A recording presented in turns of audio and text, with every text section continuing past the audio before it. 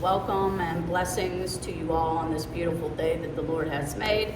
I am Glori Slate, and I am here at Lighthouse City Church, located at 536 Shaw Avenue in McKeesport.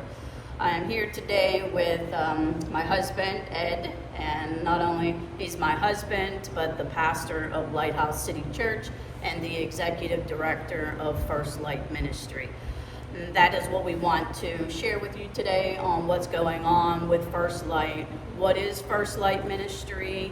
And these two guys are going to share some information about it. Here to my right is Andrew Donnelly, who is the director of the men's home for First Light Ministry. And they're going to share with you from their hearts, what the Lord is doing in that ministry. So first I want to ask you, Pastor, and how did this ministry get started? And, go from there, I guess. Okay. Well,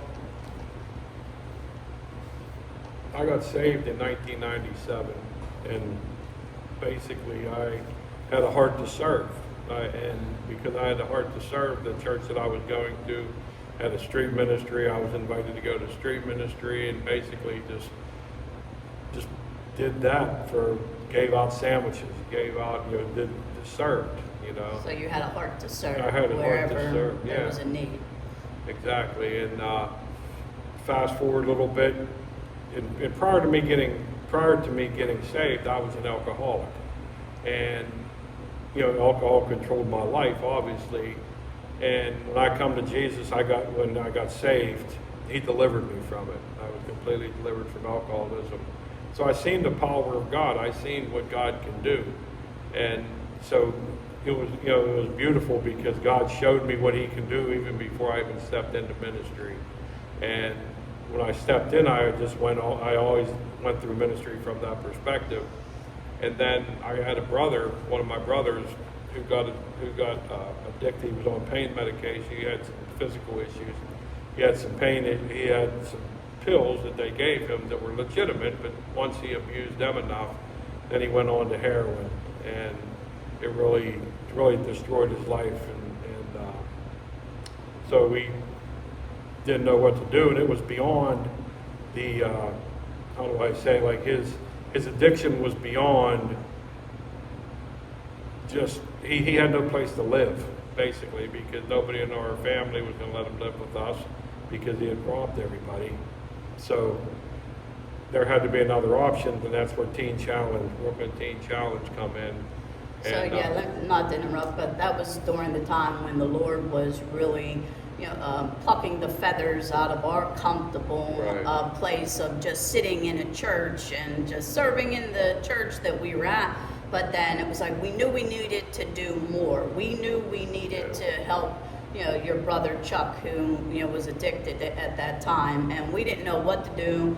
And a friend of ours had approached us, and she had a daughter that was addicted, and so the questions started stirring as to what can we do. We had heard of three-quarter houses. We had heard of these homes in the city that were housing people, and we visited a few, and we thought, well, God's not in this, and we knew because God delivered you from the alcoholism, and that if it wasn't God, then nothing was going to help.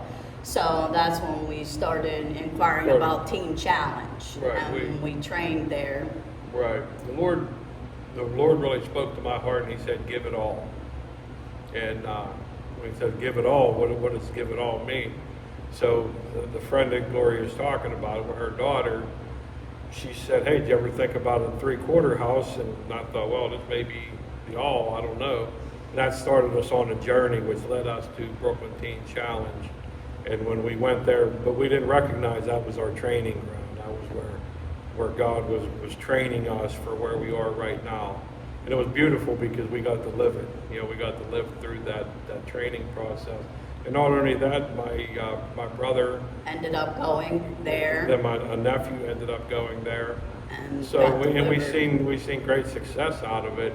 And it was exactly what God did in my life by setting me free. So that season come to an end, and then right around that time, Pastor Henry Talercio from the Father's Heart Ministries, he wanted to start a men's program, and basically he started it. I was the director of the men's program for 5 years, and it was good. I mean, I seen people set free. That's where I met Andrew and the other staff members from First Light Ministries, and it's been good. God is just, we've seen a lot of guys getting delivered, a lot of guys getting set free, and I resigned in, it wasn't 5 years I was there, it was probably 3 years or 4 years. I resigned in 2019 from the Father's Heart, and not long after I started pastoring down here at this church. I thought that season was over, but God always has other plans, you know. What we see as an end is just the next season of the beginning. And then Lord laid on my heart to start a men's program. And, you know, our offices to the First Light Ministries are right behind the church here. So, yeah, that was how it all began. Right. And, yeah, I think the most powerful point is not only are we seeing these men get delivered from drugs and alcohol, but their hearts are changing, because that's what the sole purpose of this ministry is, that they come in and get well from the inside out. Because as you preached this morning in church, you know, about, you know, we can clean up the outside, but if we don't have a heart transformation, and if we don't invite Christ into that place to heal the brokenness, we all have that God-sized void, as you mentioned earlier, that only He can fill. So we've been blessed, you know, here at Lighthouse City Church, that has provided a place for men to be able to come in, sit at the feet of Jesus, to get healed. So that, you know, the drugs and alcohol we know aren't the issue. It's what brought them to a place of brokenness and got to their end. But when God starts doing the work on the inside, that's where we see transformation. So then at that point, you get to see that on a day-to-day basis. You know, you're hands-on with the guys from morning till night. You're dealing with a lot of the issues that the men, you know, have. So explain a little bit of that, you know, what you see, what God is doing, and the benefits of them being here in this ministry. Yeah, it's beyond incredible, to be honest with you. The things that I get to see are amazing, especially recently. We've just been having a powerful move of God in our ministry, really back to the basics, you might say. Getting into the Word, I can't tell you the effect that happens when you're in the Word and you shut everything else out. We've been seeing like a holy fire come because of that, and it's amazing. Like it's amazing what God is doing in our hearts, in our minds, in worship, in our curriculum. God provided for us. We use the Teen Challenge curriculum to mentor these guys and bring them up in the foundational understanding of the Word and that kind of stuff. But really, like what has happened here this morning at church, the guys are experiencing and encountering the Lord Jesus for themselves, and you know, He has such a beautiful calling, and it just keeps coming back to this understanding and idea of this is holy, what's happening here, and there's no words to describe the depth that God is seeking in us, because a lot of these guys that come here, everyone has a calling, but I've noticed that some of these guys have a calling to ministry, and this ministry is set up in such a way that you can shut everything else out in a good way and begin to see clearly what's important in life, and then have that work of God done in you so that you can live in it for the rest of your life. And that's what happens here. Just like such a deep transformation in guys' lives. then they're empowered in that calling either to, they could stay here and work as an intern and come on as staff. They could stay here and enter into re-entry, which is basically where they can get an outside job but still have the strength of our community and the church next door, and the elders, you might call them, the Bible calls them the elders, but people that are more mature in the faith that really bring us, when we're wandering, bring us back to, with their character, hey, this is what's important. So that's what I see happening right now, and that's the trajectory that God has us on. He's doing something special here, and it's beyond words, but the effect and the change that's happening in our lives it's humbling, and it's kind of scary at times, in a good way. Praise God. Yeah. I'm glad that you mentioned about the reentry part of it, because as they go through the home, it's a residential home set up for men that struggle with any kind of issue, not just drug and alcohol. Just brokenness. We've had men come in that either lost their jobs or just got into a very low place. And here they get to learn their identity, because as you mentioned, you guys, and I know this is, what is most important, the word, you're stressing the word, because without the word, we can't grow or learn anything on how to live this life. So, some of the young men, you guys help them to get their GEDs, which you've had, a young man, Matt, accomplish that, get his GED, driver's license, and now, pursuing outside work because he has children, a family to get back to. It's not only about their lives, but it's about the lives of their family and children, right? Yes. Can you share a little more about that? And how that is your heart for families to be more, connected. Yeah, it starts with the men, right? We believe in ministering to the whole family. Right. Because if you get the guys right, the priest of the house is right. And when the priest of the house is right, everything follows suit. So Amen. That's the idea of, of the ministry. That's what our heart is. And we see these guys and just helping them through the process, like Glori was saying and Andrew was saying, helping them through that process of getting their life back in order. Because when you go into a tailspin in life, you start destroying things around you, and you're just in a place of hopelessness. And so the ministry really just brings the hope back into their lives, yes. Where they can start seeing that they got a future, that this isn't the end of their story. This is just the beginning of a new season of their life, and we're helping them step into that season, and as well as with their family. Right. If they got marital issues, we counsel them with marital issues, or anything that has to do with the family.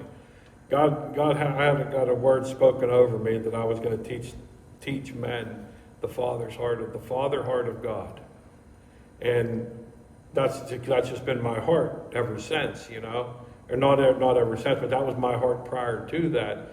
And the Lord really just impressed that on me, is to teach that to guys. Right. Because one thing guys are in the society that we live in, guys are really ill-equipped. They're really ill-equipped stepping into the position that God has ordained for them. So we're a ministry that helps them through that process. Gives them the courage, gives them the strength to help them with the decisions that they have to make. We don't dictate really a whole lot to them. It's not about behavioral, modification. Right. It's about the heart transformation. Amen. That's what we focus. And when the heart gets transformed, you see the light. You see the lights come on. You see their families start. The families start getting hopeful. They start getting hopeful. It's beautiful. It's really, really beautiful. What we see right before our eyes. It's like instant gratification, because we see it with the guys. Right. As this problem, I was talking to one of the students in the back, and a couple months ago, if I'd have said what I said to him back, now he'd have been getting his packing up and getting out of here. But the fact that he listened and recognize that there's some things he still needs to work with, man, that's growth. Yeah, that's growth. That's progress. When they start recognizing their shortcomings, they And they're start wanting to change Yeah. and be more like Christ, and and that's Jesus, the goal. and Jesus is the only hope that they have, and they're recognizing that. I'm talking about people that may have went to church, but never really had a relationship with Christ. So Praise we're God. seeing the blessing of that. So the residential home is set up for anybody that's in need. They don't turn anybody away, whether you can afford to come or not. There are donors, people that support, and thank you to all the donors that support this men's home. We send out a newsletter, and if you would like to get one of those, reach out. You can call Pastor Ed at 412-600-9423 and get more information, or say, hey, put me on the mailing list, because that can, give you an insight of what's going on month to month. And then you could also reach out to Andrew and give them that number that they can reach you at as well. Yeah, I can be reached at 267-398-0599. That's my cell phone. And then the men's home phone number Yeah, is? the men's home number is 412-896-8824. Right. The residential home is set up for a year. We'd like to see the men. You guys would see like a year to come in, and we know that a lot of people can't come in for that length of time.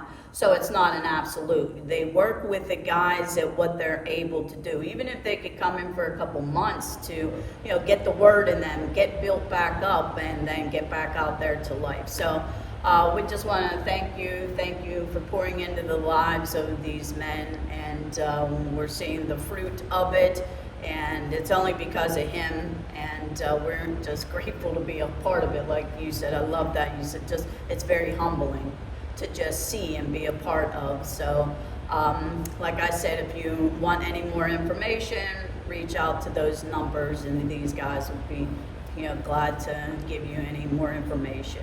Let me put clarity on one thing you said. You made the statement that we don't turn anybody away. There are, you have to call, the best thing would be to do is to call the ministry, call me, Andrew, for the ministry number, and we can run down through that with you. Because there's some legal things. Right, there's some legal things that we just can't do, so we'd rather be able to explain it to you one-on-one. Okay. So. All right. Thank you. All right. God bless you guys. Bye.